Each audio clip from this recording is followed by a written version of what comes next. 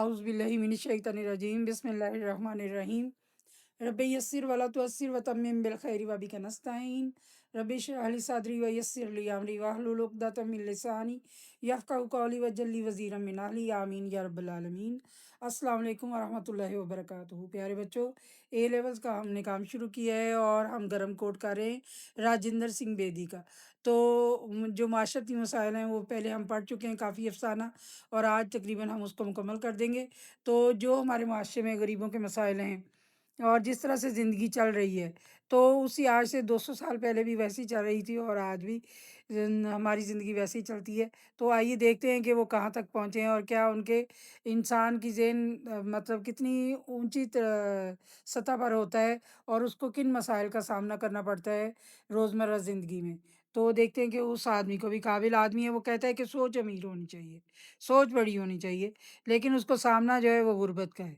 तो आइए शुरू करते हैं, देखते हैं आगे क्या है। मगर पानी में कश्ती रहा लड़का कह रहा था, इस मौसम में तो वो जो आपको याद होगा पीछे से कि वो जब उसके पैसे गुम हो जाते हैं, वो खा लेता है कचौरी, तो उसके बाद अमरती और वो गुलाब जामुन नहीं खरीद सकता, तो वो फिर ऐसे ही बेमकसद चलना शुरू कर देता है, क्योंकि वो घर तो जा नहीं सकता, क्योंकि वो बच्चों के लिए वो खाने पीने की चीज़ें और सारी वो 10 रुपये तो गुम हो चुके हैं। तो वो फिर बेमकसद इधर उधर चलने लग पड़ता है, ट्रेन की पटरी पर, फिर दरिया की तरफ चला जाता है। तो वहाँ पर वो देखते हैं कि लड़के जो हैं वो कश्ती रानी कर रहे हैं और वो कश्ती चला रहे हैं। तो वहाँ वो देखता है, मगर पानी में कश्ती रहा लड़का कह रहा था, इस मौसम में तो रावी का पानी घुटने घुटने से ज़्यादा कहीं नहीं होता।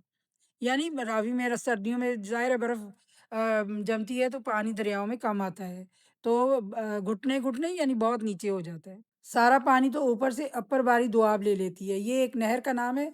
तो देखें कि नहरों को जब पानी जाता है तो दरिया में पानी की कमी हो जाती है। रास्ते में नहरें पड़ती हैं, तो पानी पहले उधर नहरों की तरफ चला जाता है। और यूं भी आजकल पहाड़ों पर बर्फ़ नहीं पिघलती, वही बात।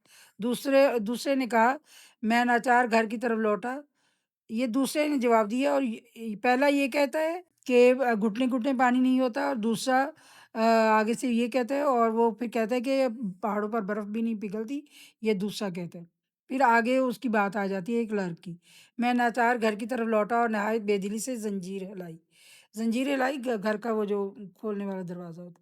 मेरी ख्वाहिश और अंदाज़े के मुताबिक पुष्पामणि और बच्चों नन्हा बहुत देर हुई दहलीज से उठकर बिस्तरों में जा सोए थे। शम्मी चूल्हे के पास शहतूत के नीम जहाँ कोयलों को तापती हुई कई मर्तबा ऊँघी और कई मर्तबा चौंकी थी। वो मुझे खाली हाथ देखकर ठठक गई। इसके सामने मैंने चोर जेब के अंदर हाथ डाला और लेबल के नीचे से निकाल लिया। यानी वो चोर जेब नीचे तक फटी हुई थी। शम्मी सब कुछ समझ गई। वो कुछ ना बोली, कुछ बोल ही ना सकी। मैंने कोट खूंटी पर लटका दिया। मेरे पास ही दीवार का सहारा लेकर शम्मी बैठ गई और हम दोनों सोए हुए बच्चों और खूंटी पर लटकते हुए गर्म कोट को देखने लगे। अगर शम्मी ने मेरा इंतज़ार किए बगैर वो काफूरी सूट बदल दिया होता, तो शायद मेरी हालत इतनी मुतगय्यर ना होती। यज़दानी और संता सिंह तफरी क्लब में परेल खेल रहे थे, यानी जुआ खेल रहे थे।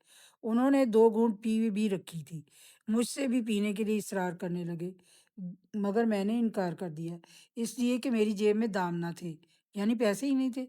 संता सिंह ने अपनी तरफ से एक आध घूंट ज़बरदस्ती मुझे भी पिला दिया, शायद इसलिए कि वो जान गए थे कि इसके पास पैसे नहीं हैं, या शायद इसलिए कि वो रिफ़्फ़त ज़ेनी की वस्टर्ड से ज़्यादा परवाह करते थे। यानी रिफ़्फ़त ज़ेनी, ज़ेनी सोच का ऊँचा होना। वो शायद मेरी ज़हनी सोच को ज़्यादा अहमियत दे रहे थे, बजाय मेरे कोट को।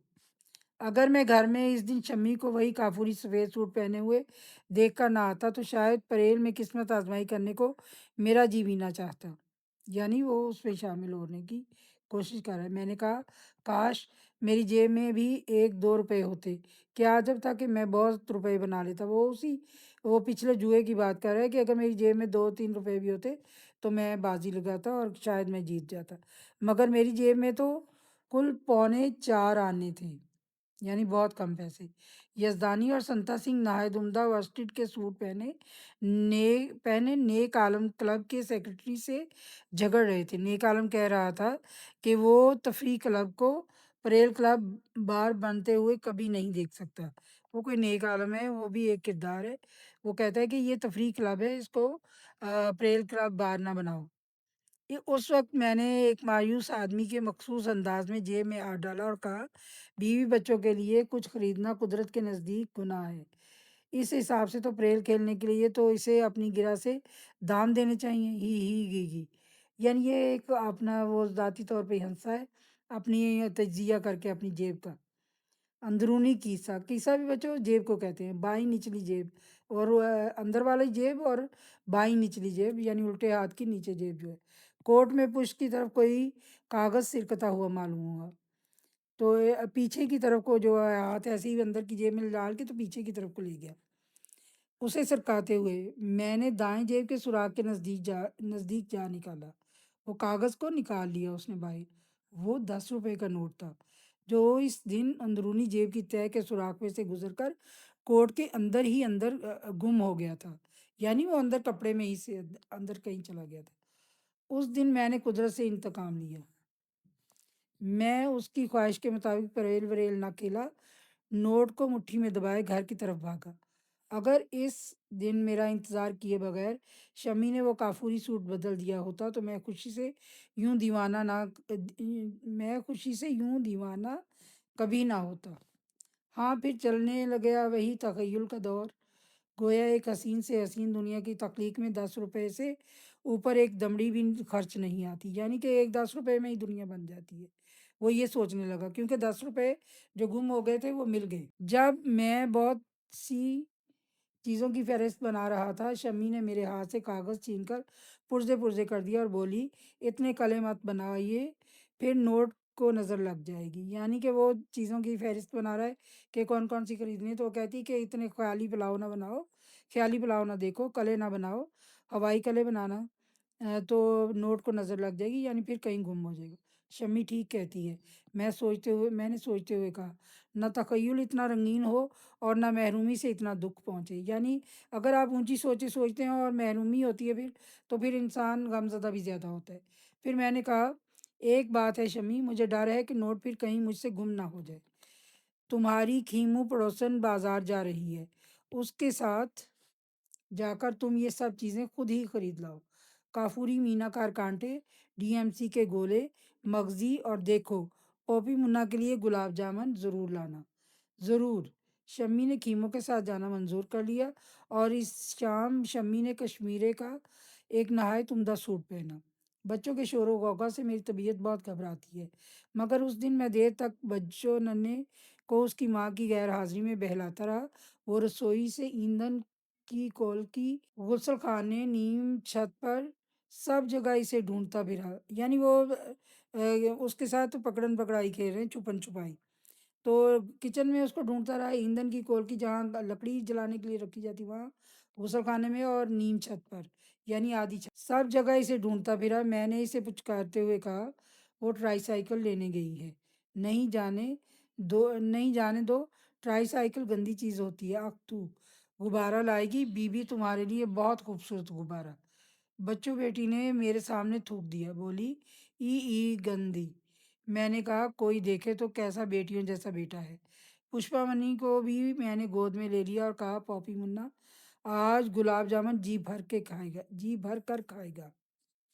اس کے منہ میں پانی بھر آیا، وہ گودی سے اتر پڑی اور بولی، ایسا معلوم ہوتا ہے جیسے ایک بڑا گلاب جامن کھا رہی ہوں۔ مجھے میرے تخیل کی پرواز سے کون روک سکتا تھا؟ کہیں میرے تخیل کے قلعے زمین پر نہ آ رہے، اسی ڈر سے تو میں نے شمی کو بازار بھیجا تھا۔